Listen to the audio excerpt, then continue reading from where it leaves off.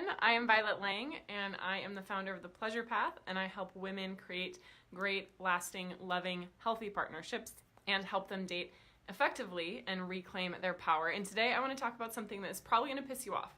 Now, this is not for women who are just getting out of a relationship or going through heartbreak. I totally get that, and I have lots of videos talking about that as well. But today specifically, I want to talk to those of you who've been single for a long time, who haven't had a meaningful relationship in months or maybe years or maybe even decades. So I actually talk with women who haven't been in a relationship sometimes in over 20 years. And you might think to yourself, how does that happen? But it's true. A lot of people go through that. And the average length between relationships is actually 5 years in America. So that means someone will be single for 5 years. Now, I know there's people who are like, I don't care, I love being single. And if that's you, you do you, that's totally fine. But this is for women who really want to be in a great relationship and are hungry, are lonely, are ready for that level of companionship and partnership. Because I believe that relationship is the new awakening. It brings all of our stuff to the surface faster than going to, meditation retreat for 20 years or 20 weeks or whatever it is that you're doing. Relationship is a catalyst for personal growth. So if you are ready to stop being single, then that's who I want to talk to today. I'm talking right to you. And I want to tell on myself, look, I spent lots of my life being single. I did not really date that much when I was younger. I got married early in my early 20s, so obviously I wasn't really dating. And I didn't know what I was doing when I got divorced when I was 27. It took me a lot of time to figure out, how does this actually work and to get into healthy relationships. I would go in this pattern of being dating someone for 6 weeks and then get ghosted, or him being like, oh, I'm just not ready for a relationship, or I'm just not feeling what I want to feel with you. And it was devastating. But I realized looking back, I was way more committed to being single than I was to being a woman of love in relationship. So a lot of times women who've been single for a long time, they fall into one or two categories. They either feel super sad about it, and they start to feel self-pity, they might blame themselves, they might beat themselves up, they might, eat too much, drink too much, smoke too much, all the things that we do in excess when we're trying to cover up emotional pain and loneliness. Or the second category that sometimes happens when we've been single for a really long time is we get smug. We're like, oh, I don't need a man, I've got all my stuff together, I'm totally fine. What? I don't need that. And so I find that women who've been single for a really long time are either sad and maybe falling into self-pity, or feeling smug and super independent. Neither of those are very sexy. I'm just going to break that down for you. Men don't necessarily like it when a woman's all smug and I don't need a man. Does not evoke his highest masculine presence and essence. He wants to feel needed. He wants to feel important. He wants to feel that he has a special place in your life and in your heart, in a healthy way, of course. And then if you're feeling really sad and self-pitying, that's also not super sexy. It's not going to really help your light be seen, and it's not going to help you be in your power in the world. You're going to be coping with the loneliness in ways that are probably not serving your highest good. So what I want to share is the way to break through and break free from that dichotomy. And one of the best ways to do that is to recognize your beliefs. Are you more in love with the idea of being single than you are with being in a relationship?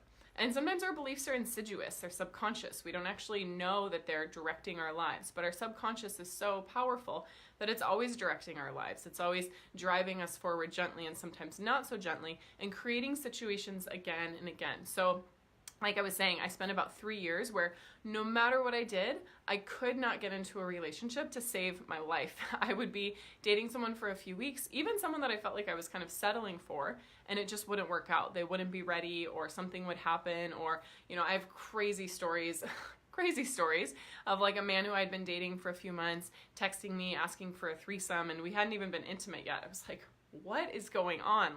Bizarro things. So I just know what it's like to spend years and years feeling frustrated, feeling single, and feeling not understood. How come these guys don't understand what a great catch I am? How come it's so hard to get into a relationship?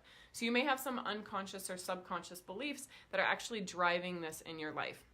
And maybe that belief is, I'm not lovable, or I'm not worthy of love. Or maybe it's about the outside world. It's not about you. It's, men suck, or, men aren't available, or, all the guys who actually like me, I don't like. And that's a really common pattern that I see for women who are more attached to being single, is they'll say, Violet, I'm just not really that attracted to anyone. And the guys that I am attracted to, they're not available. They're either just getting out of a relationship, or they're in a relationship, or they're super emotionally aloof, or they're, married to their job, or it's a long distance relationship.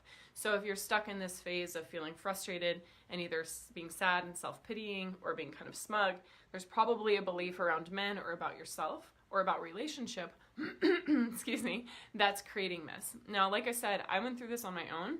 And I had so many attachments to being single. I had so many beliefs that I wasn't lovable or that there wasn't a good man out there. And I was so attached to being kind of in that victim story. Now, a lot of us have been victims of heartbreak, victims of trauma, victims of really crappy situations. So I'm not blaming you for any of that, but it's also a magnificent opportunity for self-awareness, self-growth, and self-study and discovery to ask yourself, okay, what beliefs am I programming into myself that are driving my relationships, driving the type of men that I'm attracted to? And then am I more attached to this idea of being single, or am I more attached to the idea of being in a great relationship?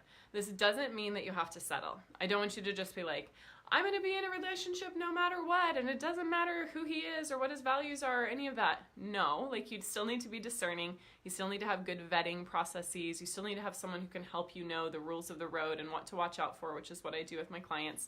But it doesn't mean that you need to just stay smug and stay stuck.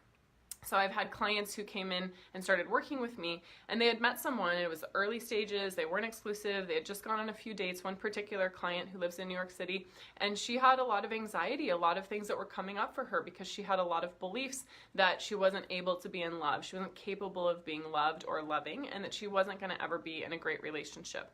Now, through our work together, she learned to settle those fears, to connect to her body, to her feminine essence, to integrate her masculine and feminine energy within her, to understand how men and women communicate differently, and to understand how commitment and dating actually work.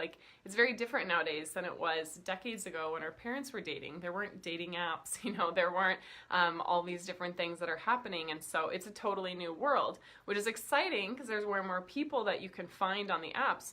But the sad thing is there's fewer relationships that are actually happening, which is why it's really important to understand how to master this skill. It's not just a given, like maybe it would have been decades ago. Now you actually have to put the attention and awareness in order to have a healthy, loving, lasting partnership because things have changed so much. So she got my help with understanding how to navigate dating and how to get to commitment.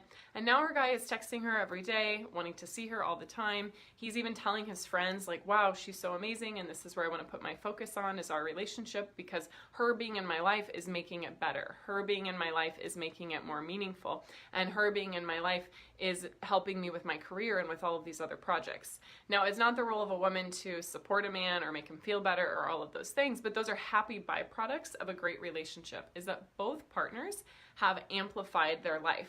Both partners, it's additive. The time they spend together enriches each other, helps each other, is healing, gives them the passion, the motivation, and the confidence to do other things in their life that they've been dreaming of, write books, or lose weight or take care of their body in new ways, or start new creative projects, or be seen in a different way in the world and get promotions. It's a happy byproduct that a lot of the women that I work with, most of the women I work with, have some sort of career change or enhancement through our work together. Now, that's not something I teach my clients. I don't teach them about career stuff, but because they're in their power, their confidence, because they have healthy, rock-solid beliefs about relationship and about themselves, people start relating to them differently in the world. That means that their boss will give them a promotion. That happened to one of my clients 2 weeks ago.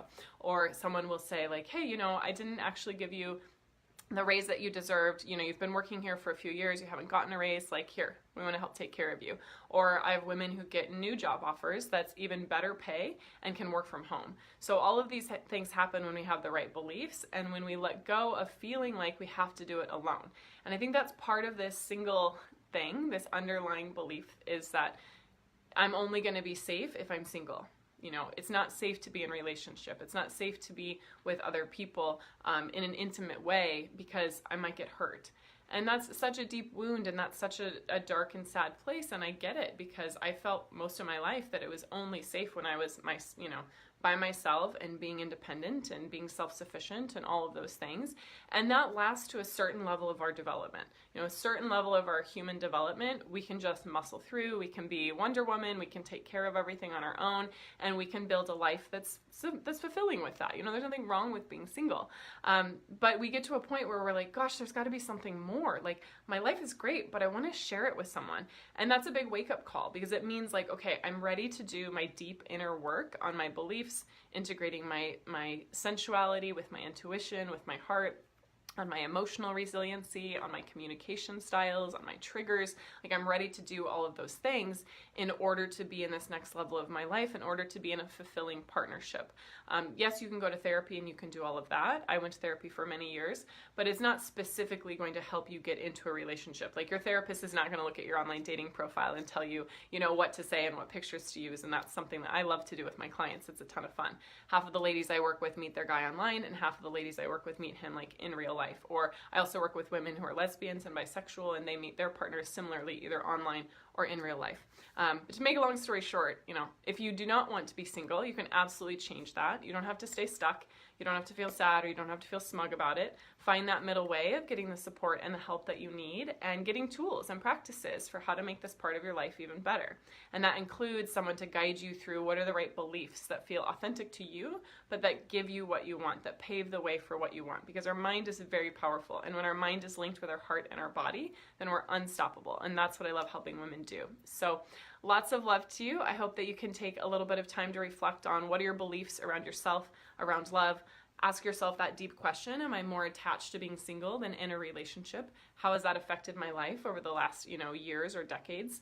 And what can I do going forward to change that? Change my beliefs, my skill set, my heart set, and my connection to a tribe of other women who are doing the same thing and making huge progress in this area. Most of my clients are in a great, committed, loving partnership within 6 months of just starting to work with me. So lots of love to you again. Happy Saturday. And I will put a link in the comments if you want to book a free call with us. We do 45-minute breakthrough to love sessions.